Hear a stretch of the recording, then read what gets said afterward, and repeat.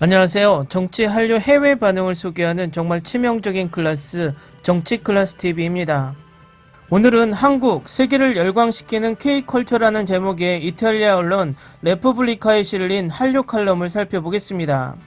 이 칼럼은 전체적으로 엄청난 양의 디테일한 한류를 소개하고 있습니다. 요즘 블랙핑크 컴백과 이상한 변호사 우영우 열풍이 다시 해외 매체로부터 한류 칼럼을 쓰게 만드는 것 같습니다. 그럼 바로 이탈리아 한류 칼럼을 보시겠습니다. 모든 것은 강남스타일에서 시작되었습니다. 그리고 드라마, 영화, 패션, 음식, 화장품이 나왔습니다. 그런데 어떻게 이 작은 나라가 이렇게 커졌을까요? 한류 런던 전시회에서 그 대답이 있습니다. 한류가 언제부터 모든 것이 시작되었다고 말할 수 있습니까? 아마 2012년 7월 15일 이날 서울 재벌가의 30대 아들 박재상은 자신의 6집 수록곡을 유튜브에 올립니다. 한국의 과거라면 그의 소식은 당국에 알려졌고 완전히 부도덕하지는 않더라도 부적절하다고 여겨지는 노래에 대해 벌금과 검열을 많이 받았을 것입니다. 그는 스스로에게 음악에 미친 사람이라는 뜻인 예명을 싸이로 지었습니다.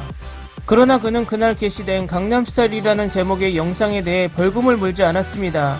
음악적 침체에서 지난 10년을 보냈다면 그것이 무슨 뜻인지 알지 못할 것입니다. 바이럴 현상, 저항할 수 없는 싸이가 태어난 지역의 조롱과 비판의 영상시대가 열렸습니다.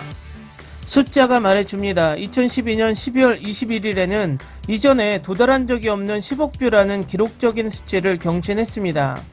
이 유튜브 동영상이 그 후 20억보다 1억 4,700만 뷰를 초과할 가능성을 누구도 상상하지 못했습니다.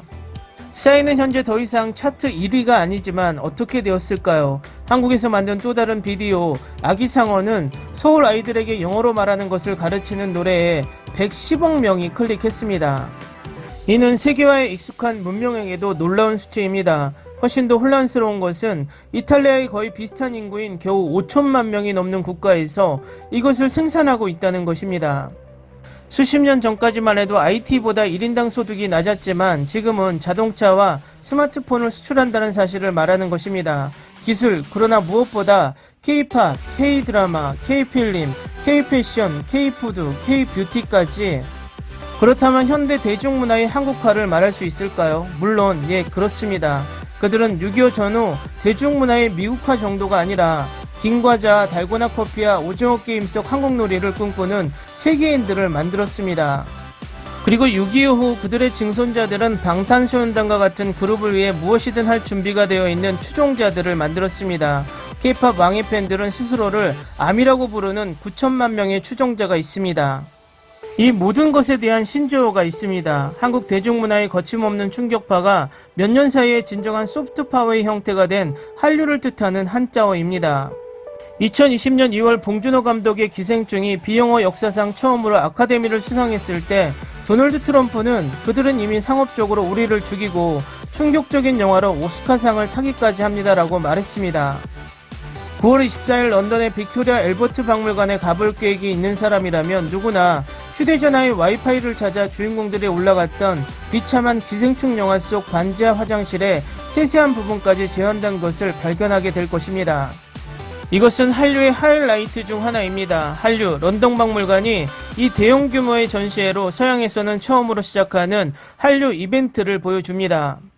이 이벤트에는 싸이 자켓부터 오징어 게임 소품까지 서구 시장을 습격한 뷰티 마스크 포장부터 한국 비디오 아트의 선구자인 백남준이 1986년에 만든 30세대의 TV 모니터 타워까지 최대 3m 높이의 패션계에서 가장 사랑받는 K-팝 아이돌 중 한 명인 지드래곤의 키 큰 조각품도 볼 수 있습니다. 오늘날 단어가 얼마나 중요한지 생각해보면 우리 삶의 한류가 얼마나 많은지 알기 위해서는 지난 10월 옥스포드 영어사전에 26개의 한국어가 추가되었다는 사실입니다. 일부는 명확하고 다른 일부는 그렇지 않습니다. 먹방은 한식을 배불리 먹으며 시청자들과 소통하는 영상입니다. 한복은 서영희, 최지원 등 컨템포러리 디자이너들이 현대적으로 재해석한 한국의 전통 의상으로 이번 전시회에서 만날 수 있습니다. 가장 흥미로운 단어는 아마도 스킨십일 것입니다. 이것은 K-팝 밴드에서 매우 흔한 동성 사이의 신체적 접촉과 친밀감을 나타냅니다. 서로 손을 잡거나 뽀뽀하는 두 소년, 소녀가 반드시 커플이 되는 것은 아니며 오히려 그 반대입니다. K-팝을 특별하게 만드는 요소를 이해하기 위해 깜짝 가이드를 소개합니다. 발델 플레테는 몇 년 전 신경학과 장학금을 받고 로마에서 런던에 도착했습니다. 지금은 음악으로 전향했고 현재 트와이스, 아스트로, 더 보이스, 에스파의 팬이 되었습니다. K-팝은 음악 장르가 아니라 문화적 현상입니다 라고 바른 설명합니다.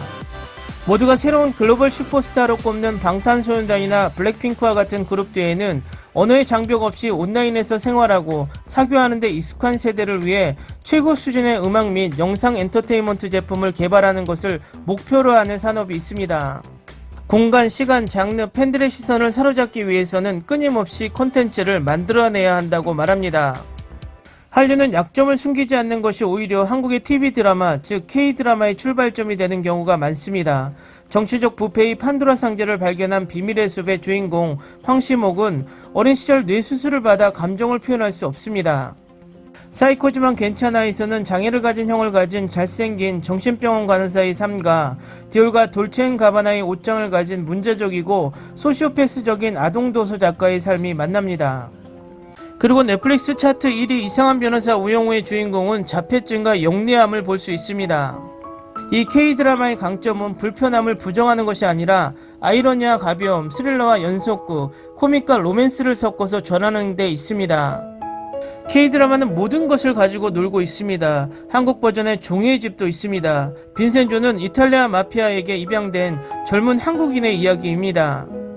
도깨비는 자신의 불멸의 신부를 만나야만 하는 도깨비의 모험을 현재 제공합니다. 사랑의 불시착은 패러글라이딩을 통해 북한으로 입국한 남한 상속녀와 그녀의 은신을 도운 적군 장교의 사랑 이야기를 그립니다.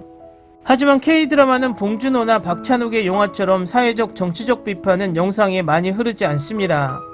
오징어 게임의 성공 이후에 애플 TV에서 제작한 파친코는 20세기를 통해 한국 여성의 삶을 이야기합니다. 이 드라마는 국고에 의해 촉진된 일본에서 조선인에 대한 증오 범죄가 증가했다고 보고합니다. 한류는 또한 웹툰, 스마트폰용으로 디자인된 수직 스크롤 디지털 그래픽 만화가 한국에서 큰 인기를 끌며 수년간 영화 및 TV 시리즈에 대한 아이디어와 이야기의 소스를 제공하고 있습니다. 아무도 K-팝의 성공을 예상하지 못했지만 이제는 국가의 수익 창출 최전선에 있는 전략이 되었습니다. SM 엔터테인먼트의 설립자 이수만 씨는 K-팝의 미래를 효과적으로 보여줍니다. 그에게 미래는 4명의 실제 뮤지션과 디지털 아바타를 결합하여 메타버스를 준비하는 그룹 에스파입니다. 데뷔부터 K-팝의 인간화에 대한 경종을 울린 이들에게 경의를 표합니다. 칼럼 잘 보셨나요? 우리와 비슷한 인구를 가지고 있는 이탈리아에서 이런 한류 칼럼을 보는 것은 의미가 있습니다. 어쨌든 오징어 게임 이후 이상한 변호사 우영우가 다시 한번 해외 언론으로부터 한류 기사를 쏟아내게 하는 원동력이 되는 것 같습니다. 재미있게 잘 보셨나요? 여러분의 구독, 좋아요, 댓글은 콘텐츠 제작에 큰 힘이 됩니다. 재밌게 보셨다면 꼭 부탁드립니다. 좋은 영상으로 보답해 드리겠습니다. 오늘도 편안한 하루 되시기 바랍니다.